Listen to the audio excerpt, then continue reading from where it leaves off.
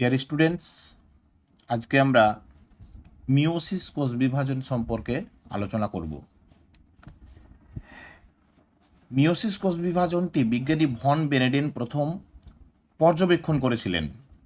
তাহলে বিজ্ঞানী von বেনেডেন meiosis কোষ বিভাজন প্রথম পর্যবেক্ষণ করেছিলেন, কিন্তু মিওসিসের নামকরণ করেছিলেন বিজ্ঞানী ফার্মার এবং মুরে। বিজ্ঞানী ফার্মার এবং মুরে এরা মিওসিসের নামকরণ করেছিলেন, যে কথাটা মিওসিস। ওকে, এরপর আমরা জানবো যে মিওসিসের স্থান, অর্থাৎ মিওসিস কোষ বিভাজন কোথায় ঘটে। তাহলে মিওসিস কোষ বিভাজন সাধারণত জনন মাতৃকোষে ঘটে। জনন মাতৃকোষে। তাহলে দেখো, আমরা বলছি জনন মাতৃকোষে ঘটে। তাহলে জনন মাতৃকোষ বিভাজিত হয়ে জনন কোষ সৃষ্টি করবে।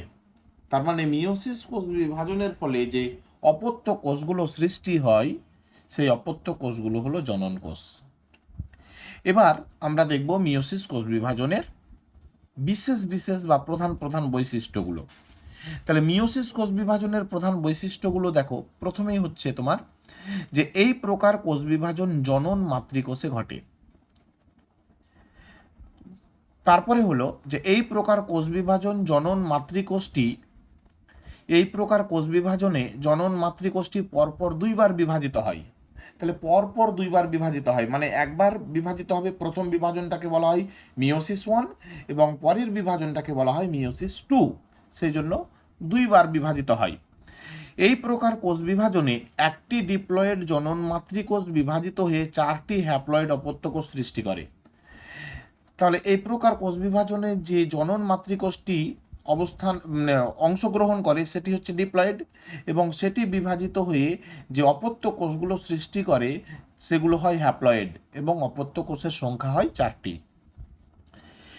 4 নম্বর বৈশিষ্ট্য দেখো, যে এই প্রক্রিয়ায় উৎপন্ন অপত্য কোষের ক্রোমোজোম সংখ্যা মাতৃকোষের ক্রোমোজোম সংখ্যার অর্ধেক হয়। অর্থাৎ ওই জনন মাতৃকোষে যতগুলো ক্রোমোজোম থাকে, অপত্য কোষে ক্রোমোজোম সংখ্যা তার অর্ধেক হয়ে যায়। যেমন উদাহরণ হিসেবে যদি বলি, যে মাতৃকোষে, মানুষের জনন মাতৃকোষে ক্রোমোজোম থাকে 46টি।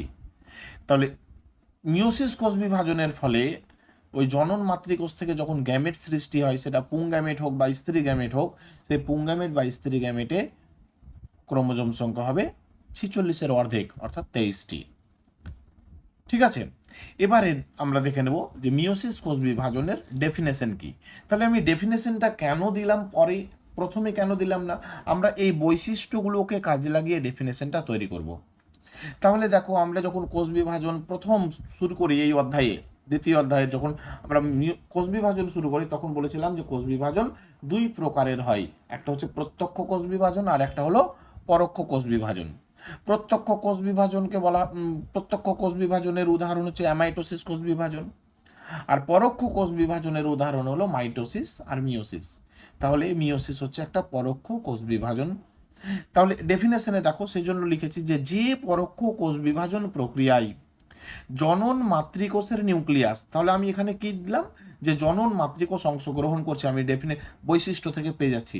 তাহলে জনন মাতৃকোষের নিউক্লিয়াস প্রথমে হ্রাস বিভাজন এবং পরে সমবিভাজন পদ্ধতিতে পরপর দুইবার বিভাজিত হয়ে মাতৃকোষের অর্ধসংখ্যক ক্রোমোজোম বিশিষ্ট 4টি হ্যাপ্লয়েড অপত্য কোষ সৃষ্টি করে, তাকে মিওসিস কোষ বিভাজন বলে। দেখো, মিওসিস কোষ বিভাজনের যদি তুমি ডেফিনেশনটা মনে রাখো, তাহলে কিন্তু এখান থেকেও আবার তুমি বৈশিষ্ট্যগুলো লিখতে পারবে, যে এই প্রকার কোষ বিভাজন জনন মাতৃকোষের মধ্যে ঘটে, এই প্রকার কোষ বিভাজনে নিউক্লিয়াসটি পরপর দুইবার বিভাজিত হয়, এই প্রকার কোষ বিভাজনে মাতৃকোষের ক্রোমোজোম সংখ্যা অপত্য কোষে অর্ধেক হয়ে যায়, এই প্রকার কোষ বিভাজনে 4টি হ্যাপ্লয়েড অপত্য কোষ সৃষ্টি হয়। এগুলো আমরা এক একটা বৈশিষ্ট্য হিসেবে লিখে দিতে পারি। তাহলে আমরা বৈশিষ্ট্য জানলে ডেফিনেশন লিখে দিতে পারবো, বা ডেফিনেশন জানলে বৈশিষ্ট্যটাও লিখে দিতে পারবো। এবার দেখে নেব যে মিওসিস কোষ বিভাজনকে হ্রাস বিভাজন বলা হয়, কিন্তু কেন বলা হয় সেটা। তাহলে দেখো, মিওসিস কোষ বিভাজনকে হ্রাস বিভাজন বলার কারণ কি। দেখো, মিওসিস কোষ বিভাজন প্রক্রিয়ায় ডিপ্লয়েড জনন মাতৃকোষের নিউক্লিয়াসটি বিভাজিত হয়ে প্রথমে হ্যাপ্লয়েড অপত্য কোষ উৎপন্ন করে। অর্থাৎ এই কোষ বিভাজন পদ্ধতিতে অপত্য কোষের ক্রোমোজোম সংখ্যা অর্ধেক হয়ে যায়, তাই মিওসিস কোষ বিভাজনকে হ্রাস বিভাজন বলে। এখানে যদি আমি ছোট্ট করে তোমাদেরকে একটা উদাহরণ দিয়ে বুঝিয়ে দিই, তাহলে দেখো এটা হলো একটা জনন মাতৃকোষ, যেটা 2n, 46টি ক্রোমোজোম আছে মানুষের। তাহলে এটা হচ্ছে, আমরা ধরে নিচ্ছি এটা জনন মাতৃকোষ, জনন মাতৃকোষ। এবার এই জনন মাতৃকোষের নিউক্লিয়াসটি প্রথমে একবার বিভাজিত হয়ে অর্ধেক সংখ্যক ক্রোমোজোম বিশিষ্ট দুটো কোষ সৃষ্টি করবে। তাহলে অর্ধেক সংখ্যক ক্রোমোজোম বিশিষ্ট দুটো হ্যাপ্লয়েড কোষ সৃষ্টি করলো। হ্যাপ্লয়েড কোষ, এরা হচ্ছে অপত্য কোষ। তাহলে এটা অপত্য কোষ।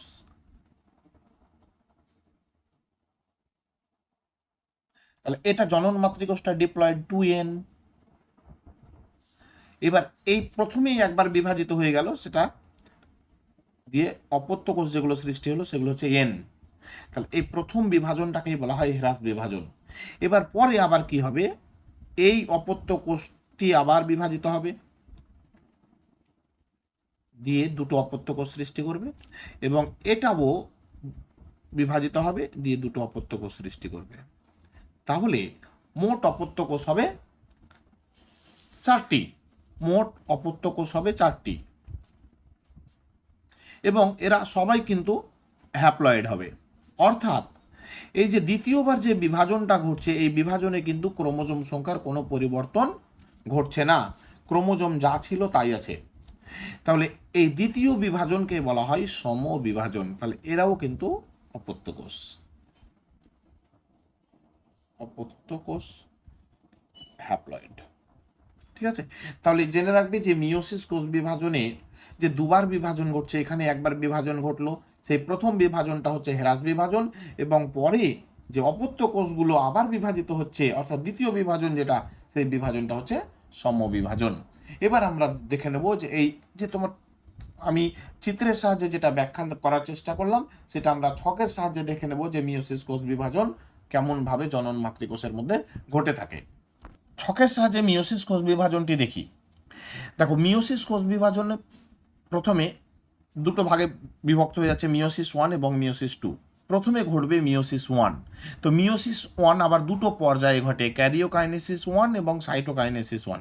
ক্যারিওকাইনেসিস মানে হচ্ছে নিউক্লিয়াসের বিভাজন, এবং সাইটোকাইনেসিস মানে হচ্ছে সাইটোপ্লাজমের বিভাজন। তাহলে যেহেতু এরা প্রথমে ঘটছে, সেই জন্য এটা হচ্ছে ক্যারিওকাইনেসিস 1 এবং সাইটোকাইনেসিস 1। ক্যারিওকাইনেসিস 1 আবার 4টি পর্যায়ে ঘটে।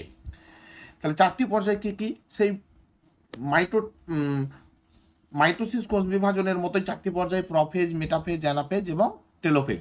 তো যেহেতু এরা ক্যারিওকাইনেসিস 1 এর অন্তর্গত, সেই জন্য এদেরকে বলা হয় প্রফেজ 1, মেটাফেজ 1, অ্যানাফেজ 1 এবং টেলোফেজ 1।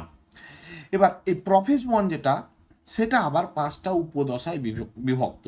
এটা এখানে মাইটোসিসের সঙ্গে মিওসিসের পার্থক্য, মাইটোসিসের প্রফেজের সঙ্গে মিওসিসের প্রফেজের পার্থক্য, যে মিওসিসের কোষ বিভাজনের প্রফেজ 1 আবার 5টি উপদশায় বিভক্ত। উপদশাগুলো হলো লেপ্টোটিন, জাইগোটিন, প্যাকেটিন, ডিপ্লোটিন এবং ডায়াকাইনেসিস। তার মানে যখন কোনো জনন মাতৃকোষে মিওসিস কোষ বিভাজন ঘটবে, তখন প্রথমে লেপ্টোটিন দশা শুরু হবে, লেপ্টোটিনের পরে জাইগোটিন, জাইগোটিনের পরে প্যাকেটিন, প্যাকেটিনের পরে ডিপ্লোটিন এবং ডিপ্লোটিনের পরে ডায়াকাইনেসিস। যখন এই ডায়াকাইনেসিস কমপ্লিট হয়ে গেল, তার মানে এই 5টাই কমপ্লিট হয়ে গেল, তখন প্রফেজ 1 কমপ্লিট। প্রফেজ 1-এর পরে মেটাফেজ 1 ঘটবে, মেটাফেজ 1-এর পরে অ্যানাফেজ 1 ঘটবে, অ্যানাফেজ 1-এর পরে টেলোফেজ 1 ঘটবে, এবং টেলোফেজ 1 যখন কমপ্লিট হয়ে গেল, শেষ হয়ে গেল, তার মানে ক্যারিওকাইনেসিস 1 কমপ্লিট হয়ে গেল।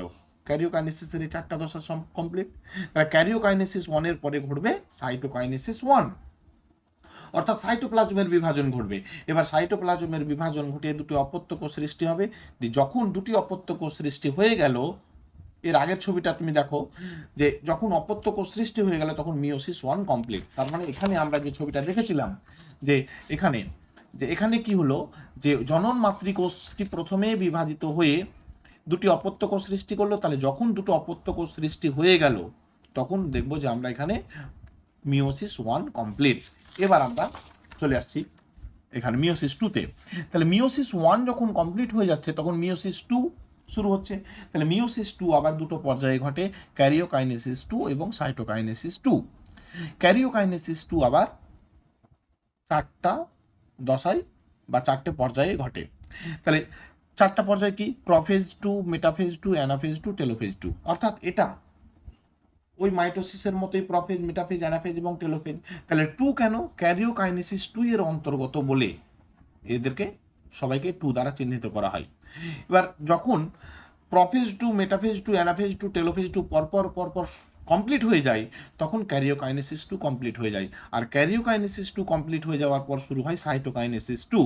যখন সাইটোকাইনেসিস 2 কমপ্লিট হয়ে যায়, তখন এই রকমভাবে 4টি হ্যাপ্লয়েড অপত্যকোষ সৃষ্টি হয়। তাহলে 4টি হ্যাপ্লয়েড অপত্যকোষ সৃষ্টি হলো মানে সাইটোকাইনেসিস 2 কমপ্লিট হওয়ার পরে, সাইটোকাইনেসিস 2 কমপ্লিট হওয়ার মানেই হলো মিওসিস 2 কমপ্লিট।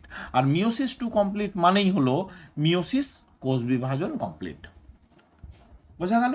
তাহলে এইভাবে মিওসিস 1 পর্যায়ক্রমিক কতগুলো তোমার ধাপে, কতগুলো ধাপে, পর্যায়ক্রমিক ধাপে মিওসিস 1 এর ফলে দুটো অপত্যকোষ প্রথমে সৃষ্টি হয়, যেখানে ক্রোমোজোম সংখ্যা অর্ধেক হয়ে যায়। সেই জন্য মিওসিস 1টাকেই বলা হয় হ্রাস বিভাজন।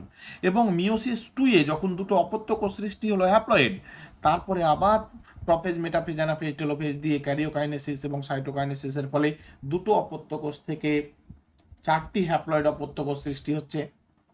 অর্থাৎ হ্যাপ্লয়েড অপত্যকোষ থেকে আবার হ্যাপ্লয়েড অপত্যকোষ।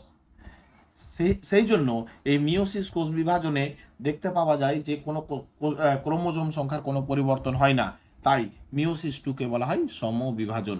তাহলে মিওসিস 1টাকে বলা হয় হ্রাস বিভাজন এবং মিওসিস 2টাকে বলা হয় সমবিভাজন। এরপর আমরা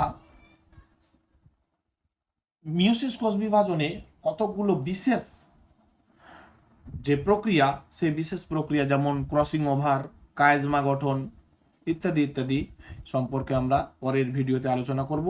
আজকে এই পর্যন্তই আলোচনা করা হলো। তোমরা মিওসিস কোষ বিভাজনটা ভালো করে বুঝে নিয়ে খাতাতে নোট করে ফেলো। যদি কোনো সমস্যা হয় কমেন্ট বক্সে লিখে জানাও। ধন্যবাদ।